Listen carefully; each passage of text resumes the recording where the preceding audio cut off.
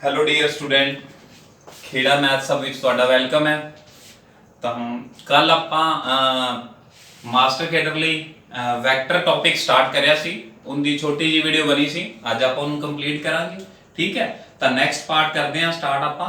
But ਕੰਮ ਕਰਨ ਤੋਂ ਪਹਿਲਾਂ ਅੱਗੇ ਚੈਨਲ ਨੂੰ ਸਬਸਕ੍ਰਾਈਬ ਕਰੋ, ਵੱਧ ਤੋਂ ਵੱਧ ਸ਼ੇਅਰ ਕਰੋ ਤੇ ਮੈਕਸਿਮਮ ਸਟੂਡੈਂਟ ਨੂੰ ਆਪਣੇ ਨਾਲ ਜੋੜੋ। ਬਹੁਤ ਜਲਦੀ ਲਾਈਵ ਕਲਾਸਿਸ ਮਿਲਣਗੀਆਂ ਤੁਹਾਨੂੰ। ਠੀਕ ਹੈ, ਤਾਂ ਆਓ ਆਪਾਂ ਕਰਦੇ ਹਾਂ। ਕੱਲ ਆਪਾਂ ਇੱਥੋਂ ਤੱਕ ਕੀਤਾ ਸੀ ਕਿ ਅਗਰ ਅਸੀਂ ਜਨਰਲ ਵੈਕਟਰ ਸਪੋਜ਼ ਕਰਨਾ ਹੈ ਤਾਂ x i y j and z K suppose ਕਰਨਾ ਹੈ। ਠੀਕ ਹੈ, ਤਾਂ ਇਹ ਵੈਕਟਰ ਕਿਉਂ ਆਪਾਂ ਲੈਣੇ ਆ? i j k ਕੀ ਨੇ? i j k unit vector ਨੇ। ਹੁਣ ਯੂਨਿਟ ਵੈਕਟਰ ਦੀ ਗੱਲ ਨਹੀਂ ਕੀਤੀ, ਆਪਾਂ ਯੂਨਿਟ ਵੈਕਟਰ ਦੀ ਵੀ ਗੱਲ ਕਰਾਂਗੇ। ਬਟ i j k ਕੀ ਨੇ?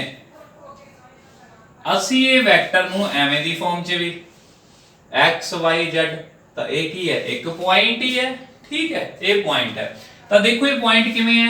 3 डायमेंशनल विच है, तो मतलब ये 3D फिगर ते बनेगा। ठीक है, 3D फिगर नु ਅਸੀਂ ਐਵੇਂ ਇੱਕ ਡਰਾ ਕਰਦੇ ਹਾਂ। ਠੀਕ ਹੈ, ਇਹ ਕੀ ਹੈ? x axis y axis and z axis ਇਹ ਸਾਡਾ ਹੋਰੀਜ਼ਨ ਹੈ। ਤਾਂ ਕੀ ਹੁੰਦਾ ਇਹਦੇ ਵਿੱਚ? ਦੇਖੋ i ਕੈਪ ਕੀ ਹੈ?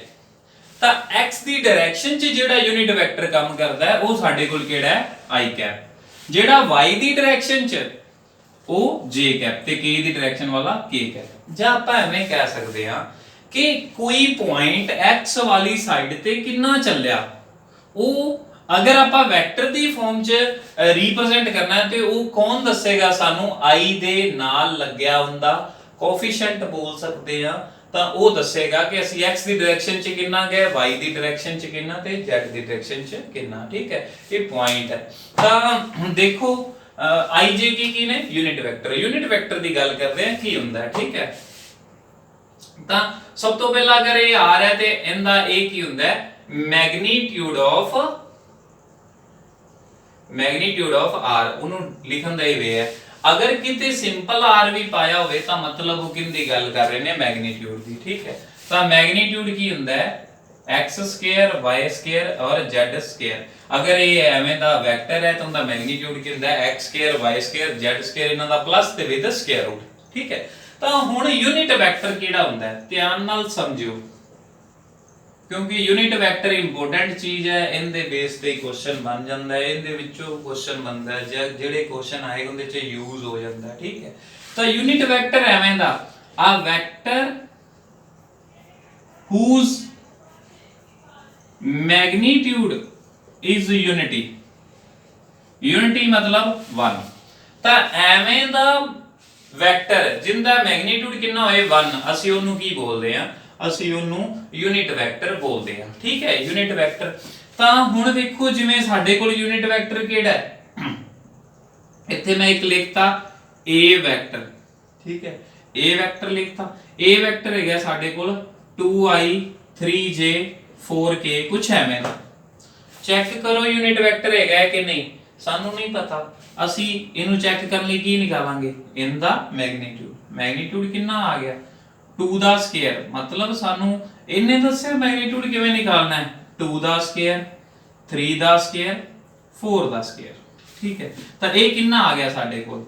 4 9 16 ਤੇ ਆ ਗਿਆ 29।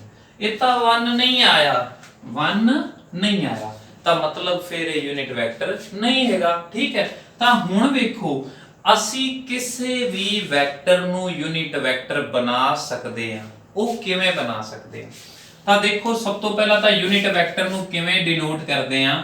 ਡਿਨੋਟਡ ਬਾਈ ਕੋਈ ਅਗਰ a ਯੂਨਿਟ ਵੈਕਟਰ ਹੈ ਤਾਂ ਫਿਰ ਉਹਨੂੰ ਅਸੀਂ ਕੈਪ ਨਾਲ ਡਿਨੋਟ ਕਰਦੇ ਹਾਂ। ਠੀਕ ਹੈ, ਅਗਰ ਕੋਈ ਵੈਕਟਰ ਹੈ ਤਾਂ ਉਹਨੂੰ ਐਵੇਂ ਲਿਖਿਆ ਜਾਂਦਾ ਹੈ, ਅਗਰ ਯੂਨਿਟ ਵੈਕਟਰ ਹੈ ਤਾਂ ਉੱਪਰ ਕੈਪ ਲਾਇਆ ਜਾਂਦਾ ਹੈ। ਠੀਕ ਹੈ, ਤਾਂ i j k ਸਾਡੇ ਕੋਲ ਯੂਨਿਟ ਵੈਕਟਰ ਨੇ, ਇਹਨਾਂ ਤੇ ਕੈਪ ਲੱਗਿਆ ਕਿਉਂ? ਕਿਉਂਕਿ ਇਹਨਾਂ ਦਾ ਮੈਗਨੀਟਿਊਡ 1 ਹੁੰਦਾ ਹੈ। ਠੀਕ ਹੈ, ਇਹ ਹੈ। ਹੁਣ ਕਹਿੰਦੇ ਵੀ ਇੱਕ ਵੈਕਟਰ ਦਿੱਤਾ ਹੋਇਆ a, ਇਹਨੂੰ ਬਣਾਓ ਯੂਨਿਟ ਵੈਕਟਰ। ਤਾਂ ਕਿਸੇ ਵੀ ਵੈਕਟਰ ਨੂੰ ਯੂਨਿਟ ਵੈਕਟਰ ਬਣਾਉਣ ਵਾਸਤੇ ਕੀ ਕਰਨਾ ਹੈ? ਅਸੀਂ ਉਹ ਵੈਕਟਰ ਨੂੰ ਯੂਨਿਟ ਵੈਕਟਰ ਬਣਾਉਣ ਵਾਸਤੇ ਉਹ ਵੈਕਟਰ ਨੂੰ ਉਹਦੇ ਹੀ ਮੈਗਨੀਟਿਊਡ ਨਾਲ ਡਿਵਾਈਡ ਕਰ ਦੋ। ਤਾਂ ਕੀ ਹੈਗਾ ਸਾਡੇ ਕੋਲ? 2i 3j 4k। ਇਹਨੂੰ ਇਹਦੇ ਮੈਗਨੀਟਿਊਡ ਨਾਲ ਡਿਵਾਈਡ ਕਰੋ। 2 ਦਾ ਸਕੁਅਰ, ਅਰੇ ਮੈਗਨੀਟਿਊਡ ਡਿਵਾਈਡ ਕਿਉਂ ਕਰਨਾ? ਅਸੀਂ ਨਿਕਾਲਿਆ 29 ਹੋ ਗਿਆ। ਇਹਨੂੰ ਅਲੱਗ-ਅਲੱਗ ਕਰੋ। 2/√29i 3/√29j ਤੇ 4/√29k। ਇਹ ਇੱਕ ਵੈਕਟਰ ਬਣ ਗਿਆ। ਹੁਣ ਚੈੱਕ ਕਰੀਏ ਯੂਨਿਟ ਹੈਗਾ ਕਿ ਅਸੀਂ ਐਵੇਂ ਹੀ ਕਹਿਤਾ ਅਗਰ ਇਹ ਯੂਨਿਟ ਹੈ ਤਾਂ ਇਹਦਾ ਮੈਗਨੀਟਿਊਡ ਕਿੰਨਾ ਆਣਾ ਚਾਹੀਦਾ 1 ਆਣਾ ਚਾਹੀਦਾ। ਅਸੀਂ ਚੈੱਕ ਕਰਦੇ ਹਾਂ ਤਾਂ ਚੈੱਕ ਕੀਤੇ ਆ n ਦਾ ਸਕੁਅਰ ਮਤਲਬ 4/29 n ਦਾ ਸਕੁਅਰ 9/29 n ਦਾ ਸਕੁਅਰ 16/29 अरे ये तो बन गया 29/29 कट के आंसर 1 आ गया। तो मतलब ये की बन गया इनका मॉडुलस 1 आ गया मैग्नीट्यूड 1 आ गया मतलब ये की है यूनिट वेक्टर हैगा।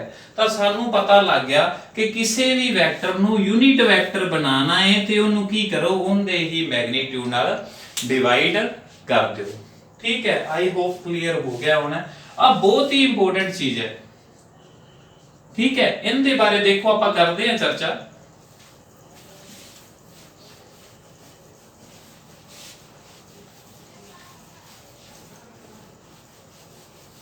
तो देखो की है वो कहते ए वैक्टर है यूनिट वैक्टर बनाना है ते उन्होंने उनके मैग्नीट्यूड नाल डिवाइड करो।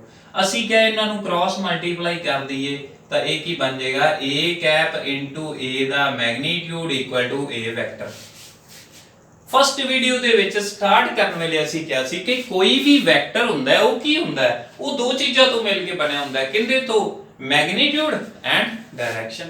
आ साडे कोल वैक्टर है इनका सानू पता है ये कौन हुंदा है ये तो मैग्नीट्यूड है और ये की हुंदी है साडे कोल डायरेक्शन। अगर किसी भी वैक्टर दी वो डायरेक्शन पूछन ते सानू की निकाल देना असी उनदा कैप। असी जदों उनदा कैप निकाल देंगे तो वो की आ जाएगी उनदी डायरेक्शन। मैग्नीट्यूड तो तुहानू पता ही है ठीक है। ये सी साडे कोल वैक्टर बारे ठीक है। हुण असी पढ़नियां ने टाइप्स ऑफ तो सब तो पहला आ गया अपने कोल नल वैक्टर ठीक है। टाइप्स ऑफ वैक्टर दे विच आपां रजेन दे विच की है तुहानू डेफिनेशंस दा पता होए ठीक है भी वैक्टर किहड़ा हैगा किवें देगा होर इन्हां दे कोई पाले जरूरत नहीं हैगी ठीक है। क्वेश्चन आपां करने इंपोर्टेंट जेडे आउणगे ठीक है इन्हां दा थोड़ा पता होए। तां नल वैक्टर जीरो वैक्टर किहड़े हुंदे आ vector which has the same initial and terminal point is called zero vector. तो जीरो वैक्टर किहड़ा हुंदा है जिंदा इनिशियल ते टर्मिनल पॉइंट की होए सेम होए। मतलब आ देखो वैसे हुंदा नहीं एवें मैं लिख रहा ए बी 1 2 3 1 2 3 मैं क्यों एवें लिखा कि हुंदा नहीं क्योंकि एक पॉइंट दी एक ही लोकेशन हुंदी है दो नहीं हो सकती है। मैं जस्ट क्लियर करने वास्ते एवें आपां लिखिया ठीक है। अगर मैं इहदे तो ए बी वेक्टर बनावांगा तो 1 - 1 नाल आई कैप 2 - 2 नाल j कैप 3 - 3 नाल k कैप मतलब की आ गया 0i 0j 0k तो ये की आ गया जीरो वेक्टर ठीक है। क्यों जीरो वेक्टर बनया क्योंकि इनिशियल ते टर्मिनल की ने सेम ने तो जिंदा इनिशियल ते टर्मिनल सेम होवे वो किहड़ा हुंदा है जीरो वेक्टर। इहदी एक डेफिनेशन है। दूजी डेफिनेशन सुनो कहंदे किहड़ा वेक्टर जीरो वेक्टर हुंदा है असि सिंपल याद रखना है कि एवें दा वेक्टर जिंदा मैग्नीट्यूड जीरो होवे वो की हुंदा फिर जीरो वेक्टर। जिंदा मैग्नीट्यूड जीरो जीरो वेक्टर। तां अगर असि सिंपली लिखना है ए की है जीरो अगर असी एवें लिखांगे तो ये फिर की है जीरो वेक्टर। ये वेक्टर फॉर्म ये स्केलर फॉर्म ठीक है। तो आ जाओ अगे यूनिट वेक्टर आपां हुणे दस्सिया हुणे कीता उनदे बारे कि जिंदा मैग्नीट्यूड 1 होए वो साडे कोल किहड़ा बन जांदा है यूनिट वेक्टर बन जांदा है ठीक है। अगे आ गया इक्वल वेक्टर कहंदे दो वेक्टर दिते ने कदों इक्वल होणगे two vectors are said to be equal if they have equal magnitude and same direction. कहंदे साडे कोल वेखो की है आ ए है ए बी है आ पी क्यू वेक्टर है ठीक है। A B vector is equal to P Q vector if A B दा magnitude equal to P Q दा मैग्नीट्यूड। ते डायरेक्शन की होनी चाहिए सेम। डायरेक्शन तुहानू मेरे अकॉर्डिंग मैं बहुत अच्छी तरह क्लियर कराया डायरेक्शन चीज की होती है तो देख लो वीडियो च ठीक है। अगे आओ नेगेटिव ऑफ वेक्टर कहंदे किसे vector a vector whose magnitude same as that of given vector A B. कहंदा एवें दा वेक्टर जितना मैग्नीट्यूड कितना होवे उतना ही होवे जितना ए बी दा है but direction is opposite but direction opposite होनी चाहिए of that of A B. इधर देखो की लिखिया है मैनू तो तुसी लिख लोगे आराम नाल लिख लो ठीक है। स्क्रीनशॉट लेके आराम नाल लिख लो की डेफिनेशन है मैं क्लियर करता। वो देखो कहंदे आ एक वेक्टर है A B A B vector है असि इंदा की लिखना है नेगेटिव आ ए बी वेक्टर है मैं लिखना है negative of A B vector अच्छा भी इनका नेगेटिव लिखना है, मैं माइनस दे ए बी वैक्टर पाता, इनका नेगेटिव हो गया, बट मैं तुहानू दस्सिया सी कि ए बी डायरेक्शन है, अगर असी डायरेक्शन चेंज करिए तो अगे माइनस आ जाता है, इनका मतलब इनू मैं लिखना है माइनस ए बी नु एवें लिखदा माइनस दे बी ए वैक्टर, माइनस माइनस प्लस तब बी ए वैक्टर हो गया। चाहे तुसी नेगेटिव ऑफ ए बी लिखना है अगे माइनस लगा दो, या उनकी की करो डायरेक्शन चेंज कर दो, उनका नेगेटिव आ जाएगा। ठीक है, कोलिनियर वेक्टर आ गया next.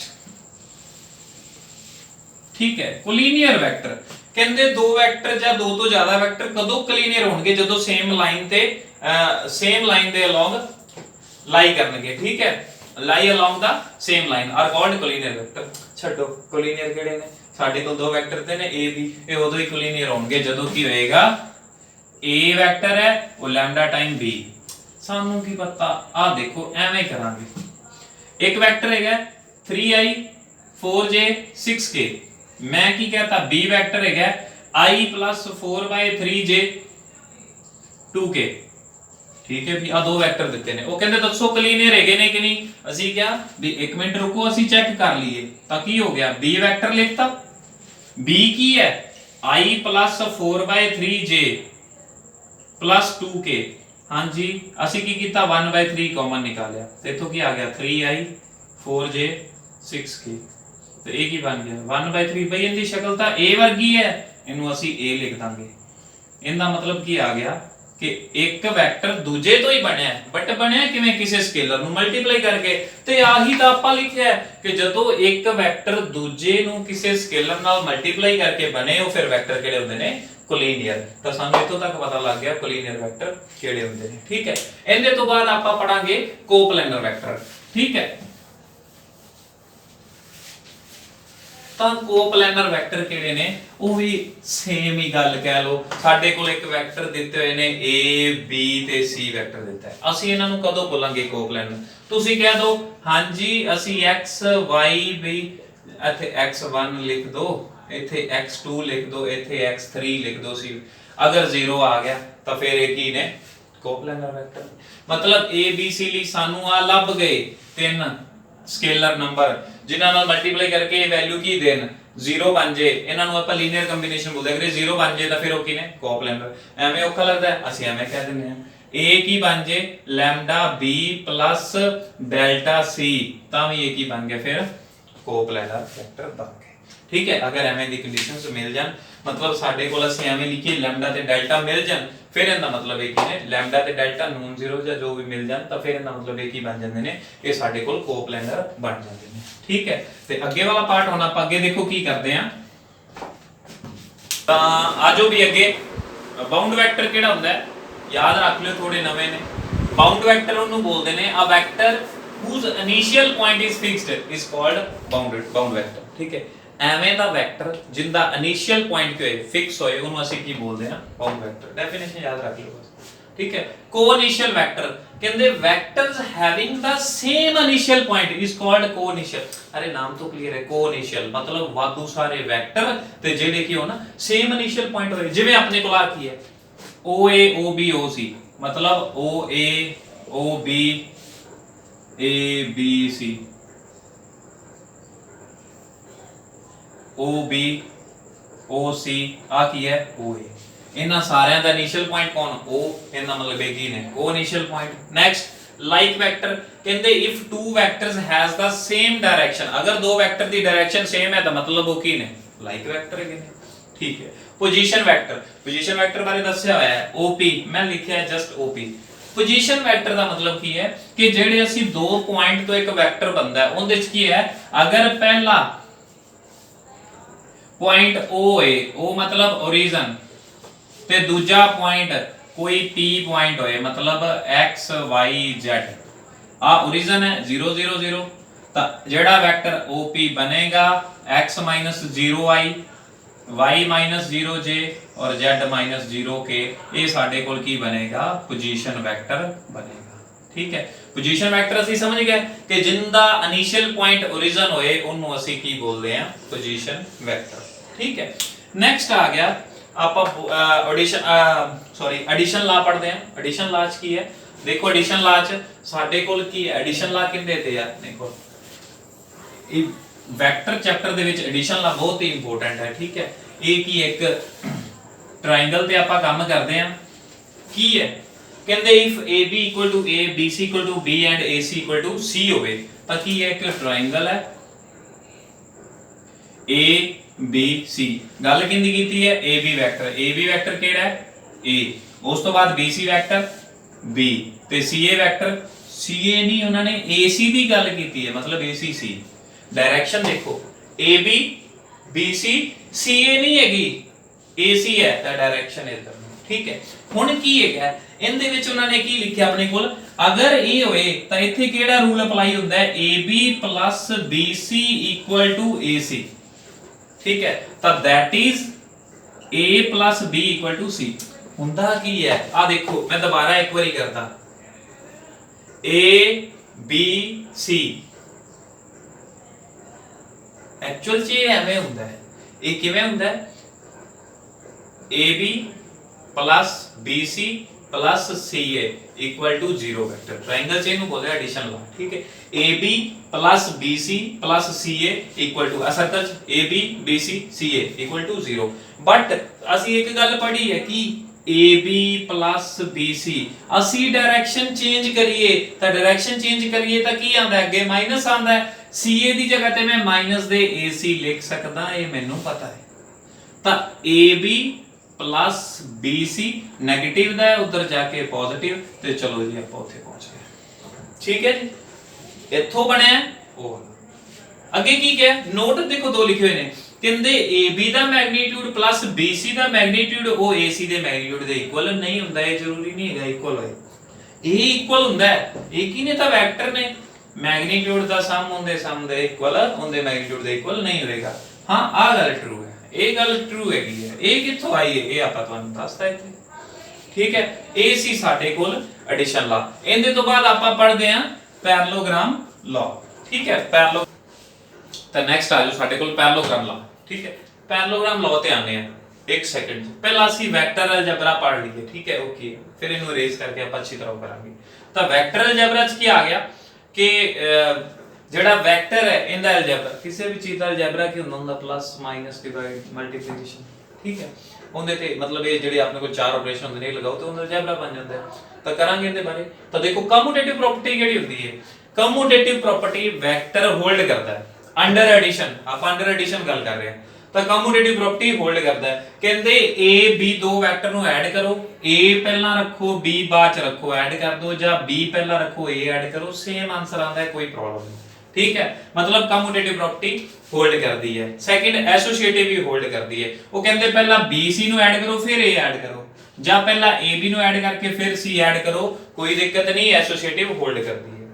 Next existence of identity. Existence of identity ਮਤਲਬ ਸਾਨੂੰ ਆਇਡੈਂਟੀਟੀ ਵੈਕਟਰ ਮਿਲਦਾ ਹੈ, ਮਤਲਬ ਇੱਕ ਐਵੇਂ ਦਾ ਵੈਕਟਰ ਮਿਲਦਾ ਹੈ ਜਿਹੜਾ ਐਡ ਕਰੋ ਤੇ ਵੈਕਟਰ ਤੇ ਕੋਈ ਫਰਕ ਨਾ ਪਏ। ਉਹ ਕਿਹੜਾ, ਜ਼ੀਰੋ ਵੈਕਟਰ। ਕਿਸੇ ਵੈਕਟਰ 'ਚ ਜ਼ੀਰੋ ਵੈਕਟਰ ਐਡ ਕਰੋ ਕੋਈ ਫਰਕ ਨਹੀਂ ਪੈਂਦਾ, ਉਵੇਂ ਦੋਵੇਂ ਰਹਿ ਜਾਂਦਾ। ਤੇ ਸਾਡੇ ਕੋਲ ਕਿਹੜਾ ਆ ਜਾਂਦਾ ਹੈ, ਇਹ ਸਾਡੇ ਕੋਲ ਐਗਜ਼ਿਸਟੈਂਸ ਆਫ ਆਇਡੈਂਟੀਟੀ, ਮਤਲਬ ਸਾਡੇ ਕੋਲ ਇੱਕ ਐਵੇਂ ਦਾ ਵੈਕਟਰ ਐਗਜ਼ਿਸਟ ਕਰਦਾ ਹੈ ਜਿਹੜਾ ਇਹਦੇ 'ਚ ਐਡ ਕਰੋ ਕੋਈ ਫਰਕ ਨਾ ਪਵੇ। ਠੀਕ ਹੈ, ਤਾਂ ਇਹਨੂੰ ਕੀ ਬੋਲ ਸਕਦੇ ਆ ਆਪਾਂ, ਇਹਨੂੰ ਬੋਲ ਸਕਦੇ ਆ ਐਡਿਟਿਵ ਆਇਡੈਂਟੀਟੀ ਵੀ ਬੋਲਦੇ ਆ। ਠੀਕ ਹੈ, ਐਗਜ਼ਿਸਟੈਂਸ ਆਫ ਇਨਵਰਸ ਕਹਿੰਦੇ ਹਰੇਕ ਵੈਕਟਰ ਦਾ ਇੱਕ ਇਨਵਰਸ ਵੈਕਟਰ ਵੀ ਹੋਲਡ ਕਰਦਾ ਹੈ। ਆ ਕਿਹੜਾ A ਵੈਕਟਰ ਹੈ, ਉਹਦਾ ਅੰਡਰ ਐਡੀਸ਼ਨ ਇਨਵਰਸ ਕੀ ਹੋਏਗਾ, ਅੱਗੇ ਮਾਈਨਸ ਲਗਾ ਦੋ ਤੇ ਉਹ ਵਿੱਚ ਜਦੋਂ ਐਡ ਕਰਾਂਗੇ 0 ਮਿਲੇਗਾ। ਤੇ ਵੈਸੇ ਹੀ ਇਨਵਰਸ ਕੀ ਹੁੰਦਾ, ਕਿਸੇ ਨੰਬਰ ਦਾ ਅੰਡਰ ਐਡੀਸ਼ਨ। ਵੀ ਇੱਕ ਐਵੇਂ ਦਾ ਵੈਕਟਰ ਮਿਲ ਜੇ ਜਿਹੜਾ ਉਹਦੇ ਚ ਐਡ ਕਰੋ ਤੇ ਸਾਨੂੰ ਕੀ ਮਿਲੇ, ਐਡਿਟਿਵ ਆਇਡੈਂਟੀਟੀ। ਤੇ ਇਹਦੇ ਚ ਐਡਿਟਿਵ ਆਇਡੈਂਟੀਟੀ ਕੌਣ ਹੈ, 0, ਤਾਂ ਸਾਨੂੰ -A ਮਿਲਦਾ ਪਿਆ। ਮਤਲਬ ਇਹ ਐਗਜ਼ਿਸਟੈਂਸ ਆਫ ਇਨਵਰਸ ਨੂੰ ਵੀ ਹੋਲਡ ਕਰਦਾ ਹੈ। ਨੈਕਸਟ ਆ ਗਿਆ ਵੈਕਟਰ ਇਨ ਟਰਮ ਆਫ, ਆ ਚਾਰ ਪ੍ਰੋਪਰਟੀ ਸੀ, ਹੋਲਡ ਹੋ ਗਿਆ। ਨੈਕਸਟ ਆ ਗਿਆ vector in term of position vector. Vectors in term of position vector. ਤਾਂ ਵੇਖੋ ਸਾਡੇ ਕੋਲ ਇੱਕ AB ਵੈਕਟਰ ਹੈ, ਉਹਨੂੰ ਅਸੀਂ ਪੋਜੀਸ਼ਨ ਵੈਕਟਰ ਦੀ ਫਾਰਮ ਚ ਕਿਵੇਂ ਲਿਖ ਸਕਦੇ ਹਾਂ, OB - OA, ਪਿੱਛੇ ਵਾਲਾ ਮਾਈਨਸ ਪਹਿਲੇ ਦਾ।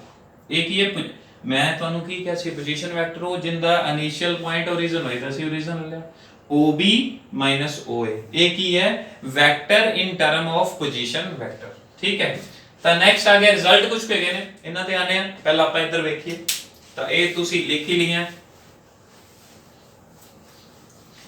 ਆ ਜੋ ਵੀ ਪੈਰਲੋਗ੍ਰਾਮ ਲਾਅ ਕੀ ਕਹਿੰਦਾ ਹੈ।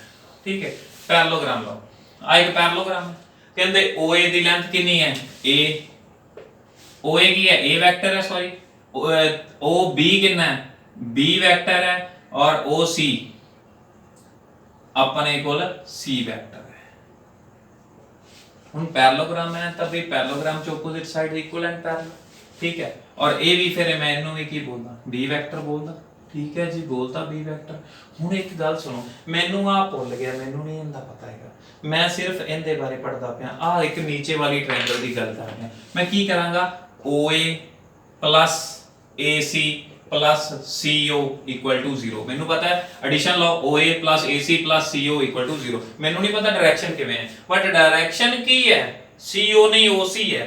अच्छा भी मैं इनू लिख देना OA plus AC plus CO दी जगह ते मैं की लिखदा माइनस दे OC लिख सकते हैं, direction change negative sign OA ओ बट ए की है, ये तो पैरेललोग्राम है, जिन्ना AC उन्ना OB, इन्ना मतलब मैं AC दी जगह ते की लिख सकदा OB, ता पैरेललोग्राम करके मैं इथे की लिख सकदा OB, आ नेगेटिव उधर जाके OC बन गया। ते आ देखो आ रिजल्ट ही ता लिखिया है।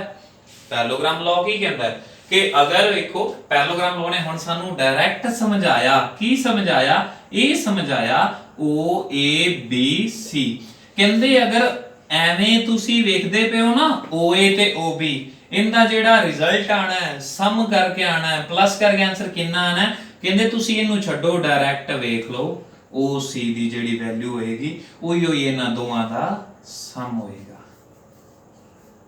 समझ आ गया, आ रिजल्ट दिता है इन्हें। तो आ तो आपा वेखो वैल्यू फिल कीतियां ने A vector B vector C vector आ ता कुछ नहीं, इनू तो दैट इज पाके कुछ नहीं आउटपुट कीता, एक ही सी साडे कोल पैरेललोग्राम लॉ, है ना। समझ आया ना, आप फिगर तो बड़ा अच्छा समझ आता है, इनू ध्यान च रखना है। नेक्स्ट आ गया रिजल्ट कुछ के कहने कहंदे A प्लस B दा मैग्नीट्यूड की ਹੁੰਦਾ less than equal to A दा मैग्नीट्यूड प्लस B दा। ਆਪਾਂ ਕੀਤੀ ਹੋਈ ਹੈ ਕਿ ਟ੍ਰਾਇੰਗੂਲਰ ਇਨਇਕੁਐਲਿਟੀ, ਇਹ ਟ੍ਰਾਇੰਗੂਲਰ ਇਨਇਕੁਐਲਿਟੀ ਕੀਤੀ ਹੈ ਨਾ। ਇੱਥੇ ਕੀ ਆ ਗਿਆ A - B ਦਾ ਇਹ ਗ੍ਰੇਟਰ ਹੁੰਦਾ ਹੈ ਕਿੰਦੇ ਤੋਂ A the magnitude minus B the magnitude ਇਹਦੇ ਤੋਂ ਗ੍ਰੇਟਰ ਹੁੰਦਾ ਹੈ। ਚਾਹੇ ਮੋਡ ਲਗਾਓ ਨਾ ਲਗਾਓ ਤੁਹਾਡੀ ਵਿਸ਼ ਹੈ, ਆ ਜਿਹੜਾ ਹੋਲ ਮੋਡ ਹੈ ਨਾ ਲਗਾਓ ਤਾਂ ਵੀ ਸਹੀ ਹੈ, ਲਗਾਓ ਤਾਂ ਵੀ ਸਹੀ। ਇੱਥੇ A + B ਦਾ ਮੈਗਨੀਟਿਊਡ ਕਦੋਂ ਇਕੁਅਲ ਹੁੰਦਾ ਹੈ A ਮੈਗਨੀਟਿਊਡ + B ਮੈਗਨੀਟਿਊਡ ਦੇ, ਇਹ ਹੋਲਡ ਕਰਦਾ ਹੈ ਕਦੋਂ, ਜਦੋਂ A ਤੇ B ਕੀ ਹੋਣ, ਜਦੋਂ ਇਹਨਾਂ ਦੋਵਾਂ ਦੀ डायरेक्शन सेम ਹੋਏ। ਅਗਰ डायरेक्शन सेम ਹੈ ਤਾਂ ਫਿਰ ਇਹ ਚੀਜ਼ ਹੋਲਡ ਕਰਦੀ ਹੈ, ਠੀਕ ਹੈ। ਤਾਂ ਨੈਕਸਟ ਸਾਡੇ ਕੋਲ ਦੇਖੋ ਕੀ ਆ ਜਾਂਦਾ ਹੈ, ਨੈਕਸਟ ਸਾਡੇ ਕੋਲ ਆ ਜਾਂਦਾ ਹੈ ਸੈਕਸ਼ਨ ਫਾਰਮੂਲਾ, ਠੀਕ ਹੈ। ਸੈਕਸ਼ਨ ਫਾਰਮੂਲਾ, ਸੈਕਸ਼ਨ ਫਾਰਮੂਲਾ ਕੀ ਕਹਿੰਦਾ ਹੈ, ਇੱਥੇ ਕੋਈ ਤੁਹਾਡੇ ਕੋਲ ਇੱਕ ਵੈਕਟਰ A ਵੈਕਟਰ ਹੈ, ਇੱਥੇ ਕੋਈ B ਵੈਕਟਰ ਹੈ, ਠੀਕ ਹੈ। ਤਾਂ ਇੱਥੇ ਕੋਈ P ਵੈਕਟਰ ਹੈ, ਉਹ ਇਹਨਾਂ ਨੂੰ m/n ਚ ਇੰਟਰਨਲੀ ਡਿਵਾਈਡ ਕਰਦਾ ਹੈ। ਕਹਿੰਦੇ ਇੱਕ A ਵੈਕਟਰ ਇੱਕ B ਵੈਕਟਰ ਹੈ, ਮੈਂ ਲਿਖਤਾ। ਕਹਿੰਦੇ ਕੋਈ ਵੈਕਟਰ P ਹੈਗਾ, ਉਹ ਕੀ ਕਰਦਾ ਹੈ, ਇਹਨੂੰ m/n ਚ ਇੰਟਰਨਲੀ ਡਿਵਾਈਡ ਕਰਦਾ ਹੈ, ਇੰਟਰਨਲੀ ਅੰਦਰੋਂ ਡਿਵਾਈਡ ਕਰਦਾ ਹੈ। ਤਾਂ ਉਹ ਕਿੰਨਾ ਹੋਏਗਾ, ਫਿਰ P ਕਿੰਨਾ ਆ ਜਾਏਗਾ ਸਾਡੇ ਕੋਲ mB + na m + n, अगर इंटरनली डिवाइड करता है। अगर एक्सटर्नली डिवाइड करे, अगर एक्सटर्नली डिवाइड करे तो फिर P वेक्टर की बनता है, कुछ नहीं करना हुंदा, ਅਸੀਂ सेम ही रहन देना हुंदा है m/n P ਤੇ ਇੱਥੇ A ਵੈਕਟਰ ਹੈ, ਇੱਥੇ B ਹੈ। ਜਦੋਂ ਤੁਸੀਂ ਇੱਕ ਨਾਲ ਮਾਈਨਸ ਲਗਾ ਦਿੰਦੇ ਹੋ, ਉਹ ਜਿਹੜਾ ਐਕਸਟਰਨਲੀ ਡਿਵਾਈਡ ਕਰਦਾ ਉਹ ਕੀ ਬਣ ਜਾਂਦਾ ਹੈ, ਇੰਟਰਨਲੀ, ਠੀਕ ਹੈ। ਤਾਂ ਇੱਥੋਂ ਫਿਰ ਹੁਣ ਸਾਡੇ ਕੋਲ ਕੀ ਆ ਜਾਏਗਾ, ਇੱਥੋਂ ਆ ਜਾਏਗਾ P ਕਿੰਨਾ ਆ ਜਾਏਗਾ ਵੈਕਟਰ ਜਿਹੜਾ ਇਹਨੂੰ m/n ਚ ਐਕਸਟਰਨਲੀ ਡਿਵਾਈਡ ਕਰਦਾ ਹੈ, mb - na m - n। ਕੁਝ ਨਹੀਂ, ਜਿੱਥੇ ਜਿੱਥੇ ਸਾਡੇ ਕੋਲ n ਸੀ ਅਸੀਂ ਮਾਈਨਸ n ਲਿਖਿਆ, ਇਹ ਐਕਸਟਰਨਲੀ ਡਿਵਾਈਡ ਹੋ ਗਿਆ ਤੇ ਉਹ ਇੰਟਰਨਲੀ ਡਿਵਾਈਡ ਹੋ ਗਿਆ, ਠੀਕ ਹੈ। ਤਾਂ ਦੇਖੋ ਆ ਜਾਓ ਅੱਗੇ। ਅਗਰ ਸਾਡੇ ਕੋਲ AB ਦਿੱਤਾ ਹੋਇਆ ਹੈ, ਠੀਕ ਹੈ, ਇੱਕ A ਵੈਕਟਰ ਤੇ ਇੱਕ B ਹੈ, m ਕੀ ਹੁੰਦਾ ਮਿਡ ਪੁਆਇੰਟ, ਤਾਂ ਮਿਡ ਪੁਆਇੰਟ ਨਿਕਾਲਣ ਦਾ ਕੀ ਵੇ ਹੈਗਾ ਕਿ A + B/2 ਦੋਨਾਂ ਦਾ ਸਮ ਡਿਵਾਈਡ ਬਾਈ 2, ਉਹ ਕੀ ਆ ਜਾਏਗਾ m ਮਿਡ, अपने को आ जाएगा मिड पॉइंट ऑफ AB या मिड वेक्टर ऑफ AB, ठीक है। सेंट्रोइड ऑफ ट्रायंगल ABC, एक triangle ABC in the centroid की होएगा, सेंट्रोइड निकालना है A vector + B vector + C vector divide by 3। अरे ਅਸੀਂ ਐਵੇਂ ਹੀ ਕਰਦੇ ਆ, ਜਦੋਂ ਆਪਣੇ ਕੋਲ ਸਿੰਪਲ ਇੱਥੇ ਕੀ ਦਿੱਤਾ ਹੋਵੇ x1 y1 z1 x2 y2 z2, ਤਾਂ ਅਸੀਂ ਐਵੇਂ ਬੋਲਦੇ x1 x2 + x3/3, ਇੱਥੇ y ਵਾਲਾ ਇੱਥੇ z ਵਾਲਾ ਹਨਾ, ਚਲੋ ਕਰਨ ਦੀ ਲੋੜ ਨਹੀਂ। ਤਾਂ ਉਹ ਸੇਮ ਇਹਦੇ ਵਿੱਚ ਵੀ ਹੈ, ਇੱਥੇ ijk ਨਾਲ ਨਾਲ ਆਣਗੇ, ਐਡ ਕਰਕੇ ਡਿਵਾਈਡ ਬਾਈ 3 ਕਰਾਂਗੇ, ਉਹ ਵੀ ਤਾਂ ਕੀ ਇੱਕ ਬਣ ਜਾਏਗਾ, ਪੁਆਇੰਟ ਹੀ ਬਣ ਜਾਏਗਾ ਐਵੇਂ ਦਾ। ਤੇ ਇਹ ਵੀ ਕੀ ਹੈ, ਸੈਂਟਰ ਨਿਕਾਲਣ ਦਾ ਸੇਮ, ਵੈਕਟਰ ਨੂੰ ਪਲੱਸ ਕਰੋ ਡਿਵਾਈਡ ਬਾਈ 3। ਔਰ ਇਨ ਸੈਂਟਰ ਕੀ ਹੋਏਗਾ, ਇਨ ਸੈਂਟਰ ਦਾ ਮਤਲਬ a ਵੈਕਟਰ ਨਾਲ ਇਹਦਾ ਲੈਂਥ a, b ਵੈਕਟਰ ਨਾਲ ਲੈਂਥ b, c ਵੈਕਟਰ ਨਾਲ length c, a b c नीचे ऐड कर देना लेंथ का सम, तो वो ਸਾਡੇ ਕੋਲ ਕੀ ਆ ਜਾਏਗਾ, इन सेंटर आ जाएगा। नेक्स्ट आ गया ortho centre of triangle ABC. तो किसी ट्रायंगल एबीसी ਦਾ ऑर्थो सेंटर ਕਿਵੇਂ ਨਿਕਾਲਾਂਗੇ, a ਵੈਕਟਰ ਤੇ tan of a, tan of a ਦਾ ਮਤਲਬ ਆ ਵਾਲਾ angle, a vector tan of a, b vector tan of b, c vector tan of c। ਠੀਕ ਹੈ, ਤਾਂ ਇਹ ਵੈਕਟਰ ਦੇਖੋ ਇੱਥੇ ਆਪੋਜ਼ਿਟ ਹੈ, ਐਵੇਂ ਵੀ ਹੋ ਸਕਦਾ ਹੈ, a vector b vector c vector. ਠੀਕ ਹੈ, ਇਹਨਾਂ ਤੋਂ ਫਿਰ ਅਸੀਂ a b ਵੈਕਟਰ ਬਣਾ ਸਕਦੇ ਹਾਂ, b c c a। ਠੀਕ ਹੈ, ਉਹ ਕੁਐਸਚਨ ਦੇ ਅਕੋਰਡਿੰਗ ਅਸੀਂ ਦੇਖ ਲਾਂਗੇ ਕਿਵੇਂ ਬਣਾਉਣਾ ਹੈ। ਤਾਂ ਆ ਵੇਖੋ ਇੱਥੇ a ਵੈਕਟਰ ਨਾਲ angle tan of a, b vector ਨਾਲ angle tan of b, c vector ਨਾਲ ਐਂਗਲ tan of c, ਨੀਚੇ tan a tan b tan c। ਠੀਕ ਹੈ, ਇਹਨਾਂ ਦੇ ਬੇਸ ਜਦੋਂ ਆਪਾਂ ਕੁਐਸਚਨ ਕਰਾਂਗੇ ਬਹੁਤ ਜ਼ਿਆਦਾ ਕਲੈਰਿਟੀ ਹੋਏਗੀ। ਠੀਕ ਹੈ, ਤੇ ਆਪਾਂ ਮਿਲਦੇ ਹਾਂ ਨੈਕਸਟ ਪਾਰਟ 'ਚ, ਕੰਪਲੀਟ ਕਰਾਂਗੇ। Thank you very much, all the best.